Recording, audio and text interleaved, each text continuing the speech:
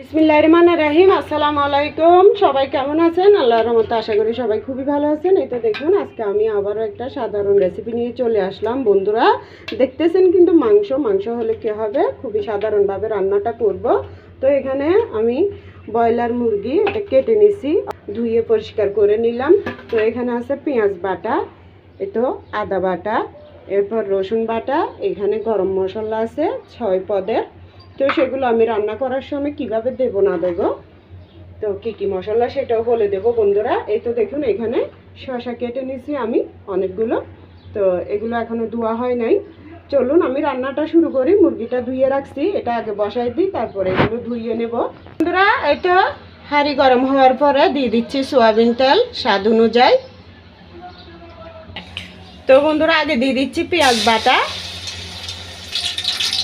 2 চামচ দিলাম, 3 চামচ, 4 চামচ দিলাম, 5 চামচ, 6 চামচ। তো বন্ধুরা আমি কিন্তু আজকে এমনি কাটা পেঁয়াজটা কুচি করে দেব না, শুধু বাটা পেঁয়াজটা দিয়ে আমি রান্নাটা করব। রসুন বাটা দিয়ে দিচ্ছি, 2 চামচ দিলাম। আদা বাটা দিয়ে দিচ্ছি, আদা বাটাটা 1 চামচ, আরও আধা চামচ দিলাম। তো এখন আমি পেঁয়াজ বাটা, আদা বাটা, রসুন বাটা এগুলো কাঁচা গন্ধ যাওয়া পর্যন্ত ভেজে নেব। তো আমার পেঁয়াজ বাটা, রসুন বাটা, আদা বাটা এটা তেলের মধ্যে আমি কাঁচা গন্ধ যাওয়া পর্যন্ত ভালো করে ভেজে নিলাম। এখন আমি হলুদের গুঁড়ি দিয়ে দেবো আধা চামচ, এটা টেবিল চামচগুলো। গুঁড়ি মরিচ দিয়ে দেবো 1 চামচ, স্বাদ অনুযায়ী লবণটা দিয়ে দিলাম। এখন আমি ভালো করে এটা সবগুলো একসাথে একটু ভেজে নেব তেলের মধ্যে। জিরা ধনিয়ার গুঁড়ি টালার পরে গুঁড়ো করে রাখছি, এটা প্রথমে উঁচু করে 1 চামচ দিলাম, আবারও আধা চামচ দিলাম। তো এখন একটু আমি পানি দিয়ে দেব, দিয়ে দিলাম পানি। পানিটা দেওয়ার পর এখন আবারও ভালো করে মশলাটা একটু কষিয়ে নেব। এই তো বন্ধুরা দেখুন, মশলাটা আমি সুন্দর কষিয়ে নিলাম, উপরে তেল উঠে গেছে। এখন এর মধ্যে আমি গরম মশলা দিয়ে দেব, রং, এলাচ, দারুচিনি, গোলমরিচ, জয়ত্রী ফল এগুলো। এই তো দেখুন 4 চামচ, 1 চামচ দিলাম। এই তো এগুলো যেমন ধরেন 1.5 চামচ হবে, এগুলো আমি একটু পানি দিয়ে ধুয়ে দিয়ে দেব। তো এটা দিয়ে দিলাম। মশলার ঝোলটা উতরানোর পরে এখন মাংসটা দিয়ে দেব আমি। এখানে কিন্তু বুকের মাংসটা আমি নিয়ে নিয়েছি আলাদাভাবে, কারণ একটু নাস্তা বানানোর খেয়াল আছে তাই।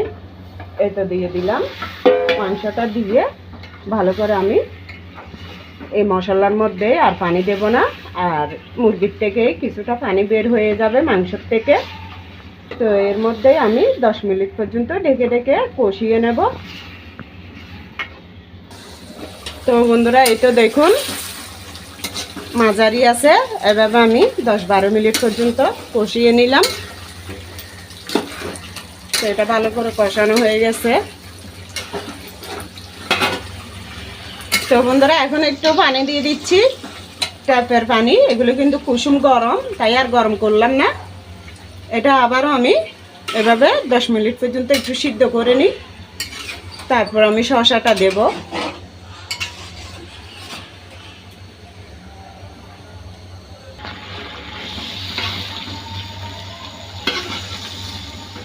তো বন্ধুরা সুন্দর মাংসটা কষানো হয়ে গেল। এখন এই পর্যায়ে আমি শসাটা দিয়ে দেব। শসা কিন্তু অনেকগুলো, তো এটা মজে যাবে, মানে কমে অল্প হয়ে যাবে। তো এটা ধুয়ে রাখছি আমি, এখন দিয়ে দিলাম। যেহেতু আমাদের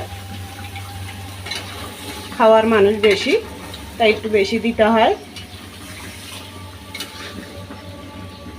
তো এই তো এই গরমের মধ্যে বন্ধুরা এভাবে শসাটা, আমরা ফল বলি এটাকে চট্টগ্রাম ভাষায়, শসাও বলি, ফলও বলি। তো এটা কিন্তু পেটের জন্য খুবই উপকারী, মানে ঠান্ডা খাবার, খুবই ভালো লাগে এই গরমের মধ্যে এভাবে রান্না করলে। তাই আমি মুরগির মাংস দিয়ে আজকে এভাবে আপনাদের সাথে রান্নাটা শেয়ার করতেছি। তো আপনারা নিজেরাই দেখতেছেন বন্ধুরা, খুবই সাধারণভাবে এই রান্নাটা করতেছি।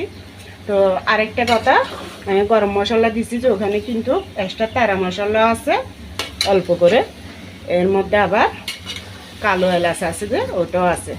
গরম মশলা হিসেবে সবুজ এলাচটা থাকে, তাই কালো এলাচটা সবসময় দিই না, আজকে দিছি তাই বলে দিলাম। এভাবে আরও 5 মিনিট কষিয়ে নেব। তো বন্ধুরা দেখুন খুবই সুন্দরে মাংস আর শসাটা কষিয়ে নিলাম। তো কষানো হয়ে গেছে। এখন আমি 2টা টমেটো বিচি ফেলে ভালো করে ধুয়ে নিছি, এরপর দিয়ে দিলাম। বিচিটা ফেলে দিলে হবে কি, মানে একটু সামান্য টকটক হবে, বিচিটা দিলে বেশি টক হয়ে যায়, তাই বিচিটা ফেলে দিলাম। তো টমেটোটা দিলে তো তরকারির স্বাদ অন্যরকম হয়, তাই দিলাম। তো আমার থেকে তো টমেটো ভীষণ ভালো লাগে, তো আপনাদের যদি ভালো লাগে দিবেন, নাইলে না দিলে কিন্তু রান্নাটা ভীষণ ভালো হবে খেতে। তো বন্ধুরা দিয়ে দিলাম এখন কাঁচামরিচ। তো এগুলো ভালো করে ধুয়ে নিলাম। আমি কিন্তু এটা ডিপের মধ্যে রাখছি, এখনো কিন্তু বরফ ভাঙে নাই, তো এভাবে দিয়ে দিলাম। কাঁচামরিচ বেশি আনার কারণে অনেক সময় অনেকগুলো কাঁচামরিচ ফেলে দিতে হয়, পচে যায় যে, তাই। তো এখন কি করি, ডিপের মধ্যে এভাবে আস্ত রেখে দিই, তার ফেলা যায় না। এভাবে না কেটে দিলে ভাত খাওয়ার সময় যদি মেখে খাওয়া যায় ভীষণ ভালো লাগে, তাই আস্তই দিয়ে দিই। তো বন্ধুরা আমি কিন্তু যখন শসাটা দিছি এরপরে কিন্তু জুড়া আছে দিয়ে আমি ঝোলটা শুকাই নিছি, কেননা ব্রয়লার মুরগির মাংস বেশি সিদ্ধ করলে তখন আবার একদম গলে গেলে কিন্তু মাংসের স্বাদ ভালো লাগে না তেমন, তাই করলাম জুড়া আঁচ দিয়ে ঝোলটা শুকাই নিলাম। তো আমি স্বাদ অনুযায়ী ঝোলটা দিয়ে দিলাম, যেহেতু একটু ঝোল ঝোল রাখবো গরমের মধ্যে। সব কিছুর মধ্যে একটু মশলা কমিয়ে দিয়ে যদি ঝোল রেখে খাওয়া যায় স্বাস্থ্যের জন্য খুবই ভালো, তাই ইদানিংয়ের মধ্যে রান্না করলে আমি একটু ঝোলটাই রাখি, তরকারির সাথে হোক, মাছের সাথে হোক, মাংসের সাথে হোক। তো বন্ধুরা রান্নাটা কমপ্লিট হয়ে গেল দেখুন। তা আমি কিন্তু ঝোলটা আর শুকাবো না, শসাটা আপনারা দেখে বুঝতেছেন সিদ্ধ হয়ে গেছে। অসাধারণ একটা গ্যারান বের হয়েছে মাশাআল্লাহ। ও তো কাঁচামরিচ দিছি যে, কাঁচামরিচ টমেটোর আলাদা একটা ফ্লেভার, খুবই ভালো লাগতেছে। তো বন্ধুরা দেখলেনই তো খুবই সহজভাবে ঘরোয়া পদ্ধতিতে সাধারণভাবে কিভাবে রান্নাটা করলাম। বন্ধুরা আপনাদের যদি আমার এই রান্নাগুলো ভালো লাগে লাইক কমেন্ট শেয়ার করে দিবেন। তো চুলাটা বন্ধ করে দিলাম। এই তো চুলা বন্ধ করার পরে কিছুক্ষণ পরে বেড়ে নিচ্ছি, যেহেতু এখন খাওয়ার সময় বন্ধুরা, তাই। তো দেখুন এখন কিন্তু আমি রান্না করার সময় ইচ্ছা করিয়ে ঝুল রাখি, এই গরমের জন্য খুবই ভালো লাগে এভাবে খেতে। এই তো মরিচগুলো তুলে নিচ্ছি, একটু বেড়ে রাখলে তরকারিটা ঠান্ডা হলে খুবই ভালো লাগবে। ভাতও গরম, তরকারিও গরম।